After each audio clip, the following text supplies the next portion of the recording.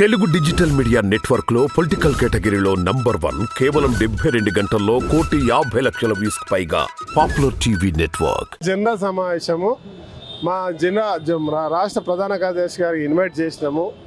రాష్ట్ర కాంగ్రెస్ పార్టీ కార్యకర్తలందరికీ కూడా ధన్యవాదాలు చెప్పినాము. మేము చేయబోయే ప్రజాపాలన ఎలా ఉంది, రెస్పాన్స్ ప్రజల నుంచి ఎట్లా ఉందని చెప్పి నాలాంటి డిస్ట్రిక్ట్ ప్రెసిడెంట్ని అడగడం జరిగింది. బ్రహ్మాండంగా ఉన్నది, రెండింటి మీద విపరీతంగా ఉంది. ఇంకా తతిమ ప్రజాపాలన గురించి అప్లికేషన్స్ గురించి లైన్లు కడుతూ ఉన్నారు. ప్రజలకు నమ్మకం ఉంది మన మీద, మనం గెలుస్తాం, మన మీద ఖచ్చితంగా చేయాలి అని చెప్పినాం. ఇలా రాష్ట్రాన్ని డొల్లగా చేసిపోయినటువంటి గత పాలనను ఈరోజు ప్రజలు తిట్టుకుంటున్నారు. ఇలా డొల్ల అయినటువంటి మన రాష్ట్రాన్ని మళ్ళీ మిగులు రాష్ట్రంగా ఏ రకంగా చేయాలి, దానికి మనం కష్టపడదాం. ప్రజలకు ఎన్ని కష్టాలైనా సరే ఇచ్చిన మాట నిలబెట్టుకుందాం అనే ఒక ప్రభుత్వ ఆలోచనను బలంగా ప్రజలకు తెలియజేయండి అని చెప్పారు.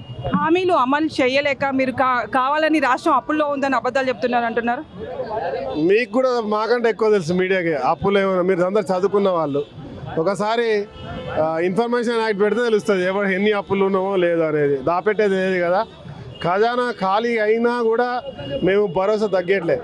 అన్నీ ఖాళీ చేసిపోయినా 2 ఇమ్మీడియట్లీ శాంక్షన్ చేసినాం. ఒకటేమో ఆరోగ్యశ్రీ 10 లక్షలు ఇచ్చినాం, ప్రతి ఒక్కరు ఆరోగ్యంగా ఉండాలని. ఒకటేమో ఉమెన్కి బస్ మహాలక్ష్మి ఫ్రీ ఇచ్చినాం. రేపు ఇంకా 2 ఇస్తాం, ఇంకా 2 ఇస్తాం.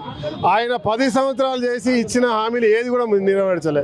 మేము ఇచ్చిన నెల రోజులు కూడా కాలే, నెరవేర్చినాం. దాదాపు 6.5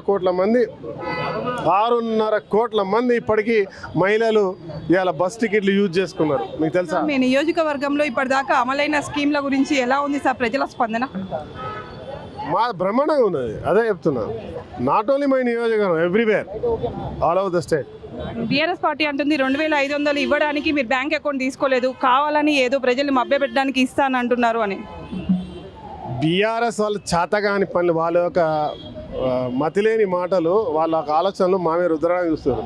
మేము ఫామే ఇస్తున్నాం, ఆధార్ కార్డు తీసుకుంటున్నాం. వాళ్ళ ఇంటికి మళ్ళీ వ్యవస్థ పోతుంది, పోయి ఆధార్ నంబర్ తీసుకుంటే అన్నీ ఇస్తాం. ఇచ్చేటప్పుడు ఖచ్చితంగా 2,500 అవుతుందో వాళ్ళకి ఇస్తాం. మేము ఇచ్చే ప్రతి ఒక్క హామీని ఖచ్చితంగా నెరవేరుస్తాం. కాళేశ్వరం విషయంలో మీరు సైలెంట్గా ఉండడానికి రీజన్ మీరు బీఆర్ఎస్ కుమ్మక్ అయ్యారని కిషన్ రెడ్డి అంటున్నారు. ఎక్కడ గుమ్మకైనా, ఎక్కడ సైలెంట్ అయినామమ్మా? ఆయనకు అర్థమైతలేమో. కిషన్ రెడ్డి గారు, మీరంటే మా గౌరవం, మా పెద్దలు. మీరు ఒక్కసారి గమనించారు, ప్రభుత్వం వచ్చిన వెంటనే మా నాయకులు పోయారు, మా మంత్రి పోయిండ్రు, దాని మీద సర్వే నడిచింది. సమగ్ర దర్యాప్తు తీసుకున్న తర్వాత మేమేం చేస్తామో మీకు చూపిస్తాం.